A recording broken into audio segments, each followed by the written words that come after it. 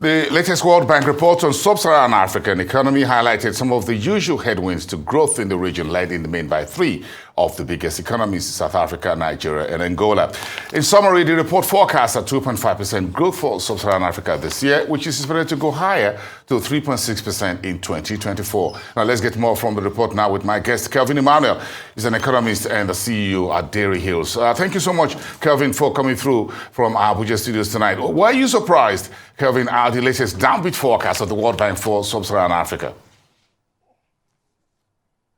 Thank you for having me. I am not in the least bit surprised at the fact that Nigeria, for example, Nigeria, Angola, and South Africa are facing headwinds. I mean, there was a news flash that came out earlier today that made me chuckle, which is that MTN South Africa is planning to buy about 900 generators to fund base stations in South Africa. South Africa is feeling the wind of load shedding and is beginning to have inconsistency in power supply because load shedding has gotten to stage 6 to stage 8 in South Africa, which is a typical problem Nigeria has. And for example, 600 million or 43% of the African population are without electricity. So I'm not surprised in the least bit that growth forecast in Sub-Saharan Africa is where it is at 2.5%. Nigeria is currently 2.53%. I expect that over the next 15 months, Nigeria is going to grow by 1%. And, you know, when you also consider the fact that the only countries that are really growing above 5% in Africa currently are the likes of Kenya, Cote d'Ivoire, and the Democratic Republic of Congo, the DRC. So I think that the GDP growth has to do with four main things. Number one, government spending. Number two, exports. Number three, consumption. And number four, investment, foreign direct and foreign portfolio investment, but mostly foreign direct investment because foreign direct investments are non-speculative in nature and are of a longer term. Now, when you look at those four metrics on which you calculate GDP growth rates, you notice that government spending has accelerated because of the use of debt. The numbers say that over the last 13 years, debt in Sub-Saharan Africa has tripled because of the shocks, external shocks of the supply chain around the world that has affected energy and food prices. You can see right now that diesel prices are up because of the situation of Russian refineries not being able to import catalysts to maintain their refineries.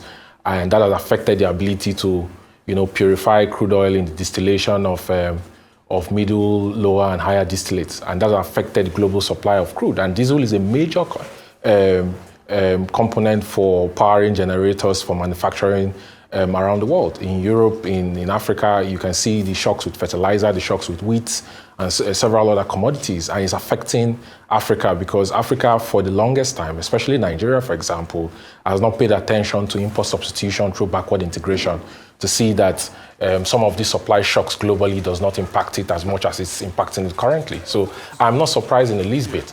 But again, it's not only about the GDP. The report also talks about per capita income hasn't grown since 2015. That's quite disturbing, isn't it? Yeah, you know, it's very disturbing. For example, per capita income in Nigeria dropped by 52% over the last 9 years. And it dropped because what we had accelerated government spending from an expansionary monetary policy. And then we had demand destruction from high inflation, quantitative easing that came in to replace the part of the funding of government spending that private and public sector CRR could not cover. And then we had foreign direct investment shrink. As at when President Buhari, for example, took over power in 2015, we had FDI flows of $4.4 billion per year. And as at May this year, we had FDI flows drop to $468 million per year. So if you look at the fact that these factors on investments, accelerated government spending that was funded by debt financing and some part of it central bank overdrafts, you begin to get the picture of why inflation has pretty much dissipated the income of Nigerians. For example, right now, if you look at the weighted average across the states in Nigeria, you see that Nigerians spend about 60.8% of their income on food. And in other developed countries where the economies are more stable, they have single-digit inflation, they spend between 5 and 8% of their income on food. So the more of their income on food they spend, the more of their income they spend on food because of demand destruction, and the higher food inflation goes, which is currently at 29%, the more you're going to see that per capita income is going to drop. So when you look at the headwinds, the causes of these problems, the subdued economic growth in Sub-Saharan Africa by the World Bank, you've got the usual issues being listed. But again, I noticed there were issues, there were points such as what he called, what was described as a rising level of instability across Africa. You talk about lingering global uncertainty. So do you think we're seeing not just the existing, what you gather, legacy problems in Africa, but are you see emerging problems, issues that the fiscal authorities would have to deal with? Well, yeah, there is rising instability because, typically when there is economic uncertainties, when there is a shrink in income, when there is what you call shrinkflation, the sachet economy, and demand destruction, more of their income goes into food than it goes into other areas that they normally will spend money on. Yeah. It fuels crisis and instability. Yeah, and that's what you've seen, especially in the Sahelian part of Africa. Respectfully, when you look at the spate of coup d'etat, for example, and you're beginning to see the economic impact, look at Niger talking about stopping exports of LPG, cooking gas and all that. So do you think we're seeing political instability becoming more of the problems on the continent and beginning to take away the focus on economic issues that need to be done? Because now you're disrupting, for example, in West Africa, you're disrupting trade. For example, if you have about 3-4 countries around West Africa under military coup, and there's going to be economic big back, whatever, between these countries. As a matter of fact, I agree with you. As a matter of fact, the reason why the Beninese president Talon invited the Rwandan Defense Forces to come into the northern part of Benin Republic was because the coup that happened in Burkina Faso led to a spillover of militants and rebel factions into the borders of Benin Republic, and the army couldn't handle it. So, I agree with you completely that the rising spate of political instability in the Sahel and Sudan, Africa, South Sudan, yes, Ethiopia, is affecting the economy. We can't rule out the fact that there is a current fight between the North and the global South for power. We can't rule out the fact that the Francophone Africa is not satisfied with the influence of the French government on their continent. We can't rule out the fact that the situation in Niger has actually caused the NNPC to suspend revalidation of the Trans-Sahara gas pipeline, about 4,280 kilometers, if I'm not mistaken, through the Niger Republic, the right of way all the way to Algeria to connect the Trans-Mediterranean pipeline, which is going to impact on the future direction of gas export pipeline from Nigeria and going to impact on the plan of the Nigerian government to earn revenues from exporting gas to Europe that is currently in dire need of. So I agree with you completely that in order for there to be political stability, there has to be economic stability. Because when people can't afford to, buy food, they can't afford accommodation, they can't afford the basics, it's going to lead to, revolt and instability. So this is a message to, the leadership of governments in Africa that the only way to solve the crisis with coup and political instability is to ensure that the macroeconomic indicators are in place and the people can basically afford the 3 basic needs of life. So these reports, of course, as you always know, the World Bank would always give some advice in terms of policy directions and nudge governments in what area they should go. So the reports are advised very urgently, job creation, especially in labor-intensive manufacturing, as well as prudent and coordinated macroeconomic policies. Bring this home to Nigeria for me, as we tend to be pursuing more job growth in the fintech, whatever hub, rather than manufacturing. Are we missing something here? I'll tell you, look, 600 million Africans are without electricity. So you have the AFCFTA framework, and you have the sensitive and exclusive list that makes up 10% in the AFCFTA framework. My task to the Nigerian government is include gas as an export through the Nigerian Moroccan gas pipeline in that EFCFTA framework. You have the gas that goes through proposed WAC-PICO, the export pipeline, the Toki pipeline, and then you have the pipeline they are proposing to build from Brass to join Togo all the way through 13 West African countries. Look, for you to, encourage electricity and grow electricity in Africa, you need gas because a lot of African countries are landlocked, either pipe gas or LNG.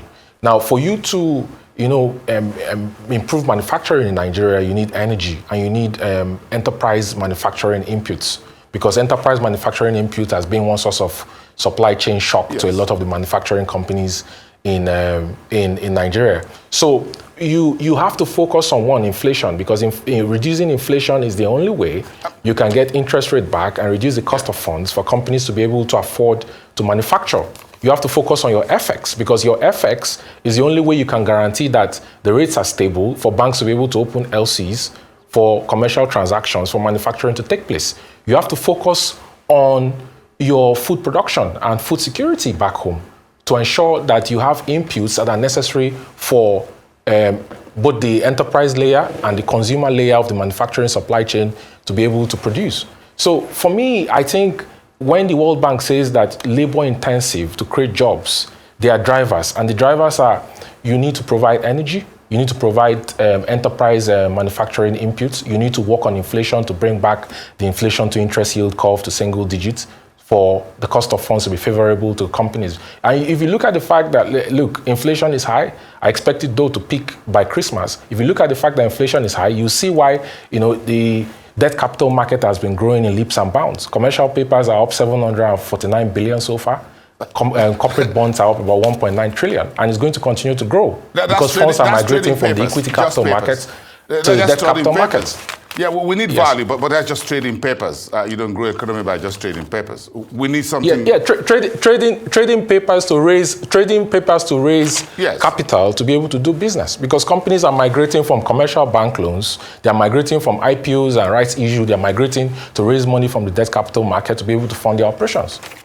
Yeah, but again, well, let's continue this conversation another day, shall we? Because again, there's a whole lot to do in the mix. Because again, when you raise the money, the environment itself is hot. You've got to deal with energy. You've got to deal with infrastructure, roads, not enough access of kind of facility in terms of rail and all of that. So even when you raise the money, you still got to spend it in an economy that is not too friendly in terms of all the nuances that you have to deal with. I'm sure you know that, Kelvin.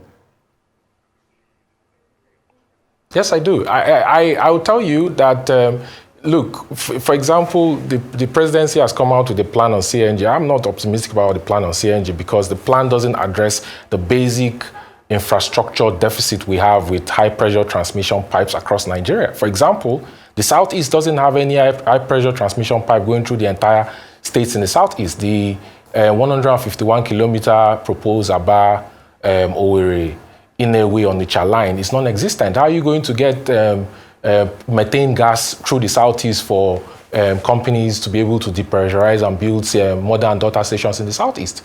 The Obiafu, Obricom, Oben, OB3 pipeline, 127 kilometers, is incomplete.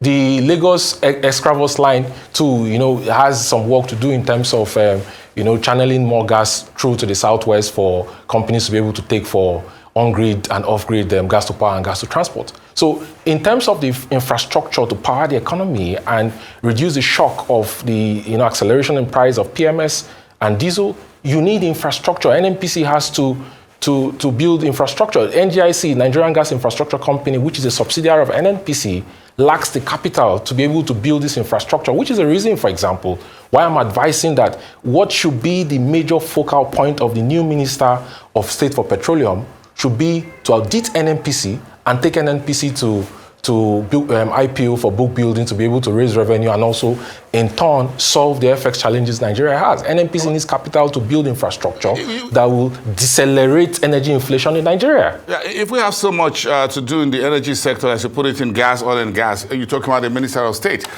for Petroleum Resources. I think that goes all the way to the minister, the de facto minister himself, and that's Mr. President. I'm sure it has to come all the way from his table. He's the chief.